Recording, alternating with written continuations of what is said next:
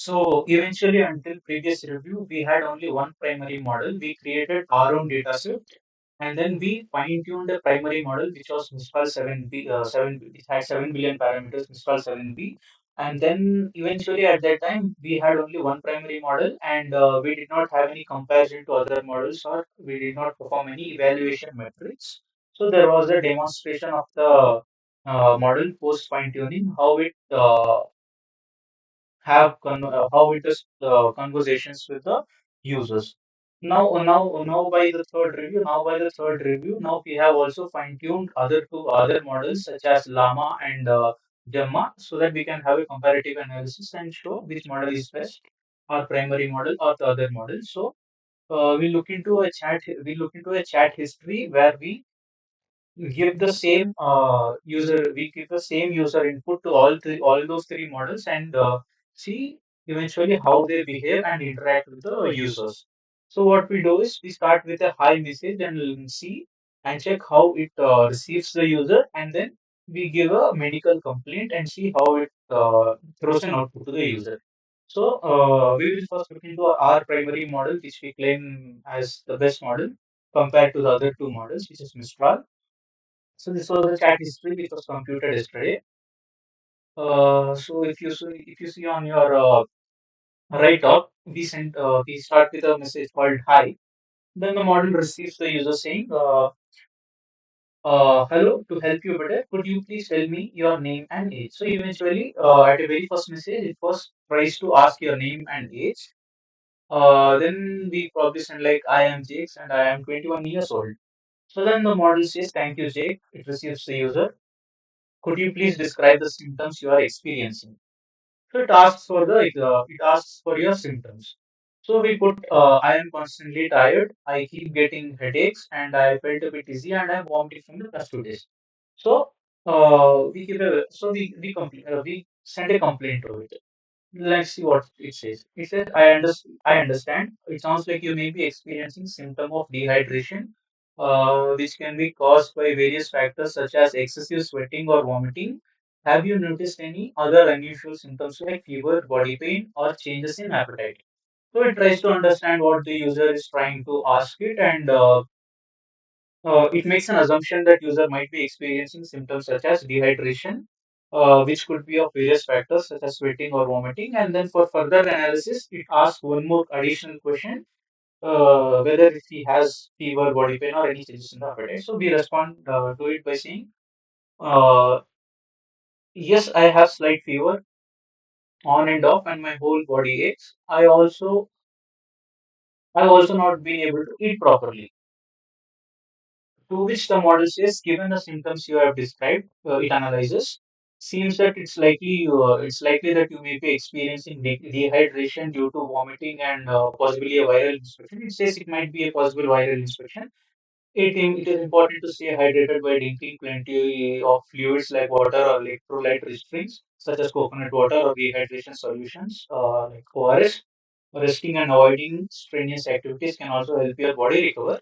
Eating light, easy to digest food could also feel hungry is also advisable. So basically, what it tries to do is it says that it might be a viral infection, and it gives you some remedies to overcome the symptoms. So this is what it is. And now let us analyze how it works with the other models. Now let us go and let us give the same complaint to the other models as well. We go to the llama. So we start with the same procedure, which is by dropping a hi. The model says, "Hello, how are you feeling? What kind of symptoms have you been experiencing?" Instead asking your name and your demographic details such as age, it identifies there is a communication happening, and it directly asks throws you a question: What are the symptoms you have been facing? We put the same prompt. I'm constantly tired. I keep getting headaches. I felt a bit dizzy, and I am vomiting from past 2 days. And it says persistent fatigue, headaches, dizziness, and nausea can indicate several conditions. It is important to consider possible causes such as anemia, dehydration, or hypothyroidism.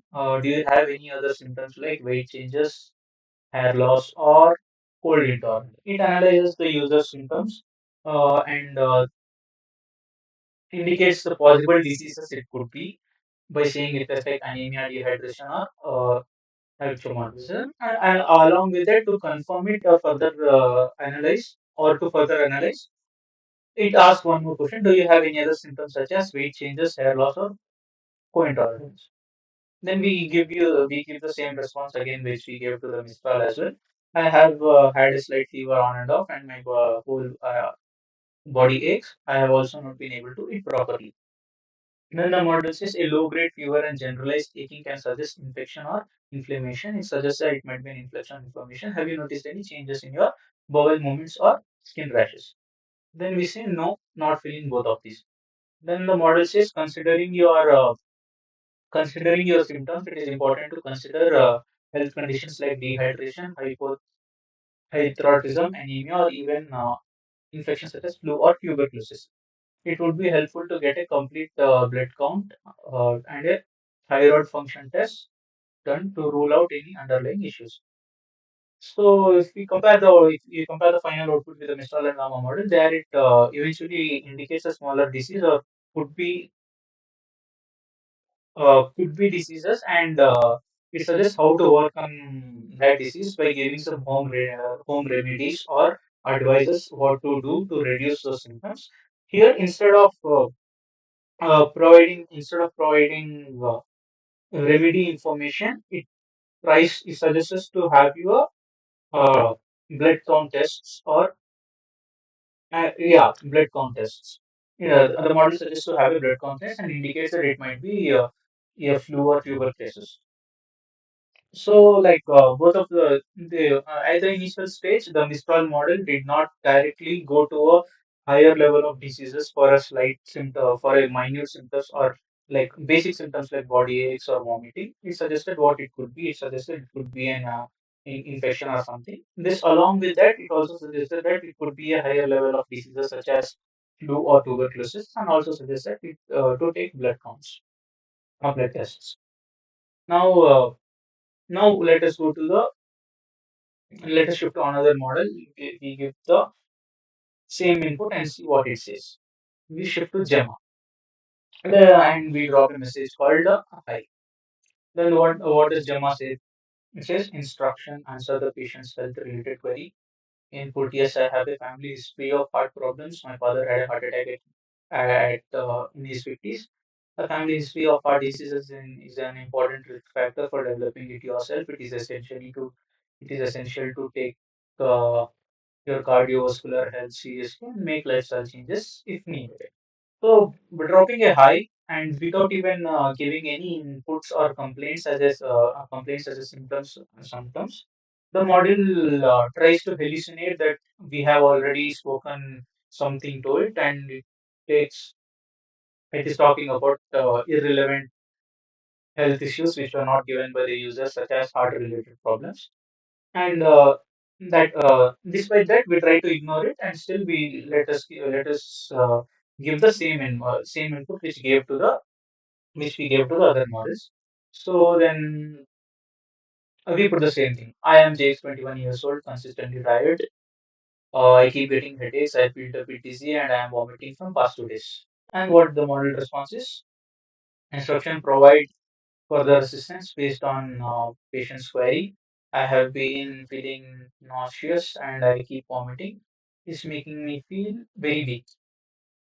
So, despite complaining or giving any input, it is generating responses which is irrelevant to the user input, which shows that this is comparatively the weakest model compared to among all these three models. This is the weakest model. So do we show the same thing in our research paper as well, where we have Mistral, then LLaMA, then Gemma. So this is what research paper also says that out of this is Mistral is a better performing model. Then we have Llama, which slightly scores lesser than Mistral, which is also performing well, but eventually uh, Mistral is better in some test cases. And then Gemma performing the worst scores by generating irrelevant information. And what we can do is we can also compare it to the these are our personal fine-tuned models, and we found out Mistral had underwent a better training. It understood things better from the training data set, and it is comparatively better. And we can also do a comparative analysis with existing systems that such as ChatGPT. What we try to do is let us give the same prompt to ChatGPT. All these three models are running locally in our system. And now let us see how the response comes from ChatGPT. We go to the online. Yes, I am Jakes. We give the same prompt. This is quick because the input goes to the cloud service. Yes, it says, "Hey Jakes." It says, "Hey Jakes, thanks for sharing that. It sounds like you're feeling really rough right now, constant tiredness, headaches, etc. It could be, and it says it could be signs of dehydration, infection, low blood sugars, migraine, something more serious. Honestly, because you're vomiting for more than 24 hours, it's busy, you should see a doctor urgently. Today, if you can, these symptoms, these are the not sym- these are not the symptoms. You should just wait at home until you get a medical care. Try to sip small amounts of water, electrolyte drinks, rest somewhere, cool quite a bit, avoid heavy food, heavy food and screens. So this Um, ChatGPT also similarly somewhat generates a satisfying output, but when we actually compare with our primary model or all three comparative models which we did, ChatGPT is even a bigger model, which is running on the cloud servers of OpenAI, and it has more number of parameters than our three models. Such as if we go to the web and check how many uh, in ChatGPT 4. Google said ChatGPT 4 is approximately 200 billion, approximately 200 billion as stated by AI exploration theory. So basically, the internet claims that ChatGPT has been trained on approximately or over 200 billion parameters, whereas our base models are our base models, our base, our, all our base models are of 9 billion parameters, 8 billion parameters, 7 billion parameters. So when you compare to existing technologies such as big companies like OpenAI, these are very small models, and significantly after better fine tuning, they are almost performing equivalently to those bigger models, despite being of smaller size. They are specifically fine-tuned for this medical purpose with personalized dataset, whereas those bigger models online, they are capable of addressing not only health-related issues, they are capable of addressing all related issues, and they are trained on huge dataset from real-life scenarios. And significantly, they are bigger models. So yeah, so basically, thus, we draw a conclusion that among the three models which we trained, Mistral underwent better fine tuning, and it understood better things from the training data set. Whereas LLaMA, which has undergone training with the same data set, is significantly performing little lower than Mistral, but it is also generating relevant information. But Gemma, which has also been trained on same data set, it is completely generating irrelevant information. So we claim that our Mistral 70 is the best model among these three, and this model is also generating uh, equivalent, or how do we say, equivalent to the models online, such as ChatGPT or Gemini, which are available on the internet. Yeah.